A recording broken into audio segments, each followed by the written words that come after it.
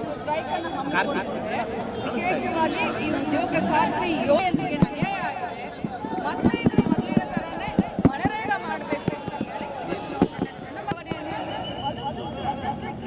ಭ್ರಷ್ಟಾಚಾರದ ಒಂದು ಹೆಸರನ್ನು ಮೇಡಮ್, ಇವತ್ತಿನ ಅಧಿವೇಶನದಲ್ಲಿ ಅಬಕಾರಿ ಇಲಾಖೆಯಲ್ಲಿ ಭ್ರಷ್ಟಾಚಾರ ಆಗಿದೆ ಅನ್ನೋದಕ್ಕೆ ಪ್ರಸ್ತಾಪ ಮಾಡ್ತಾರೆ ಅಂತ ಬಿಜೆಪಿ ಮತ್ತೆ ಜೆಡಿಎಸ್ ಕೂಡ ವಿಪಕ್ಷಗಳು ಟೀಕೆಯನ್ನು ಮಾಡ್ತಾ ಇದ್ದಾರೆ. ಲೋಗೋ ಡೌನ್ ಮಾಡಿ ಮಾಡ್ತಾ ಇದ್ದಾರೆ, ಪ್ರತಿಭಟನೆ ಮಾಡ್ತಿದ್ದಾರೆ ಅನ್ನೋ ಆರೋಪ.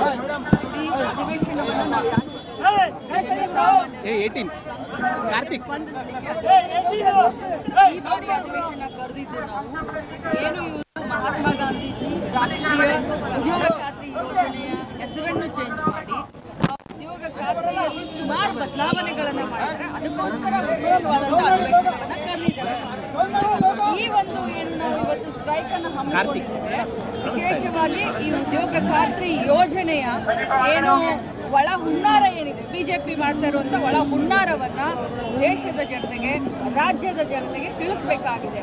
ಅದರಲ್ಲೂ ಏನು ಉದ್ಯೋಗ ಖಾತ್ರಿಯಲ್ಲಿ ಕೆಲಸ ಮಾಡ್ತಾ ಇರುವಂಥ ಬಹಳಷ್ಟು ಜನ ನಮ್ಮ ಅಣ್ಣ ತಮ್ಮಂದರು ಮತ್ತು ಅಕ್ಕ ತಂಗಿ ತಾಯಿಯಂದ್ರಿಗೆ ಅನ್ಯಾಯ ಆಗಿದೆ.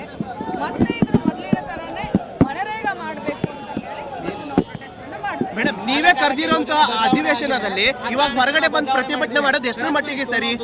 ಅಧಿವೇಶನ ಕರೆದು ಹೊರಗಡೆ ಬಂದು ಪ್ರತಿಭಟನೆ ಮಾಡೋದು ಎಷ್ಟರ ಮಟ್ಟಿಗೆ ಸರಿ? ವಿಶೇಷ ಅಧಿವೇಶನ ಅದಕ್ಕೆ ಅಂತಾನೆ ಕರೆದಿದ್ದಲ್ಲ. ಅಧಿವೇಶನವನ್ನ ನಾವು ಅದಕ್ಕೋಸ್ಕರನೇ ಕರೆದಿದ್ದೀವಿ.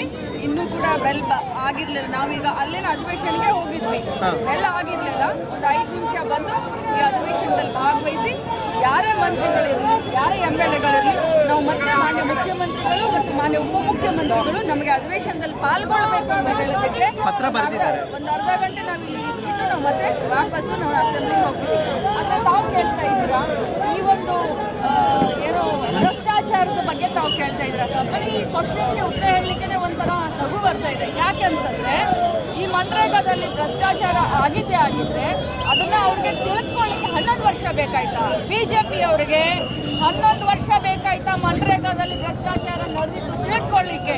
ಇದು ಸುಮ್ಮನೆ ಜನರ ದಿಕ್ಕನ್ನ ಭಾವನೆಯನ್ನ ಬದಲಿಸಲಿಕ್ಕೆ ಭ್ರಷ್ಟಾಚಾರದ ಒಂದು ಹೆಸರನ್ನು ಹೇಳ್ತಾರೆ. ಮೇಡಮ್, ಇವತ್ತಿನ ಅಧಿವೇಶನದಲ್ಲಿ ಅಬಕಾರಿ ಇಲಾಖೆಯಲ್ಲಿ ಭ್ರಷ್ಟಾಚಾರ ಆಗಿದೆ ಅನ್ನೋದ್ರ ಬಗ್ಗೆ ಪ್ರಸ್ತಾಪ ಮಾಡ್ತೀನಿ ಅಂತ ಬಿಜೆಪಿ ಮತ್ತೆ ಜೆಡಿಎಸ್ ಹೇಳ್ತಿರೋ. ಖಂಡಿತವಾಗ್ಲೂ ಮಾಡ್ಲಿ. ಯಾಕಂತಂದ್ರೆ ಆರೋಪ ಬಂದ ತಕ್ಷಣ ಯಾರು ಕೂಡ ಭ್ರಷ್ಟಾಚಾರಿಗಳಾಗೋದಿಲ್ಲ. ಬಹಳಷ್ಟು ಆರೋಪಗಳು ಪ್ರತ್ಯಾರೋಪಗಳು ಇರ್ತವೆ. ಅದರ ಸತ್ಯಾಸತ್ಯತೆಯನ್ನ ತಿಳ್ಕೊಂಡು ನಾವೆಲ್ಲ ಮುಂದೆ ಬರಿಬೇಕು. ಬೆಳಗಾವಿಯ 400 ಕೋಟಿ ಒಂದು ದೊಡ್ಡ ಕಗ್ಗಂಟಾಗಿದೆ ಇವತ್ತು. ಅವರು ನಮ್ಮ ಮೇಲೆ ಹಾಕೋದು, ಈ ಕಡೆಯಿಂದ ನಾವು ಒಂದು ಮಾತಾಡೋದು, ಕುಲಂಕುಷವಾದಂಥ ತನಿಖೆಯನ್ನು ಕರ್ನಾಟಕ ರಾಜ್ಯ ಪೊಲೀಸರು ಮಾಡ್ತಾ ಇದ್ದಾರೆ.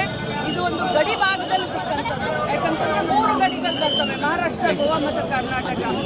ಸೊ ಕುಲಂಕುಷವಾಗಿ ತನಿಖೆ ಆದಮೇಲೆ ಖಂಡಿತವಾಗಿ ಹೇಳ್ತೀವಿ. ಆದರೆ ಗುಜರಾತ್ನಿಂದ ಬಂದಿದೆ. ಗುಜರಾತ್ನಲ್ಲಿ ಯಾವ ಸರ್ಕಾರ ಇದೆ ನಮಗೆಲ್ಲರಿಗೂ ಗೊತ್ತಿದೆ. ಗುಜರಾತ್ನಿಂದ 400 ಕೋಟಿ ಅಲ್ಲಿ ನಮ್ಮವ್ರು ಏನಾದರೂ ಕಳಿಸ್ಲಿಕ್ಕಾಗತ್ತಾ? ಆರೋಪ ಪ್ರತ್ಯಾರೋಪ ಬೇಡ. ಇದರಲ್ಲಿ ರಾಜಕಾರಣ ಮಾಡ್ಲಿಕ್ಕೆ ಹೊರಟಿದ್ದಾರೆ. ಖಂಡಿತವಾಗ್ಲೂ ರಾಜಕಾರಣ. ಮೇಡಮ್, ಇದು ಒಂದೇ ರಾಜ್ಯದ ಸಮಸ್ಯೆ ಅಲ್ಲ, 3 ರಾಜ್ಯದ ಸಮಸ್ಯೆ ಇದೆ ಮೇಡಮ್. ಆ ಹಣ ಯಾರದು, ಎಲ್ಲಿ ಹೋಗ್ತಿತ್ತು ಅನ್ನೋದ್ರ ಬಗ್ಗೆ ಪ್ರಶ್ನೆ ಹೇಳ್ತಾ ಇದೆ. ಈಗ ಚುನಾವಣೆಗೆ ಹೋಗ್ತಿದೆ ಅಂತಿದ್ದಾರೆ ಮೇಡಮ್ ಬಿಜೆಪಿ ನಾಯಕರು. ಮಹಾರಾಷ್ಟ್ರ ಚುನಾವಣೆ ಬಳಕೆ ಇದೆ ಅನ್ನೋ ಆರೋಪನೂ ಇದೆ. ಅದು ಯಾರ ಕಂತೆಗಳು ಬೇಡ ರೀ, ಪಕ್ಕ ಸಬೂತ್ ಏನಾದರೂ ಇದೆಯಾ? ಈಗ ಅವರು ನಮ್ಮಲ್ಲಿ ಮಹಾರಾಷ್ಟ್ರ ಪೊಲೀಸರು ಬೆಳಗಾವಿ ಪೊಲೀಸರಿಗೆ ಪತ್ರವನ್ನು ಬರೆದು ಸಹಾಯವನ್ನು ಕೇಳಿದ್ರು. ನಾವು ಮಾಡಲಿಕ್ಕೆ ತಯಾರಿದ್ದೀವಿ. ಆದರೆ ಮುಂದೆ ಬರ್ತಾ ಇಲ್ಲ. ನೋಡೋಣ. ಮೊದಲು ಕಾನೂನು ಈಗ 2 ತಿಂಗಳ ಹಣ ಬಿಡುಗಡೆ ಮಾಡ್ತಾ ಇದ್ದೀವಿ. ಹೆಚ್ಚಿನ ವಿಡಿಯೋಗಳಿಗೆ ಪ್ರತಿಧ್ವನಿ ಯೂಟ್ಯೂಬ್ ಚಾನೆಲ್ ಸಬ್ಸ್ಕ್ರೈಬ್ ಮಾಡಿ, ಬೆಲ್ ಐಕಾನ್ ಕ್ಲಿಕ್ ಮಾಡಿ.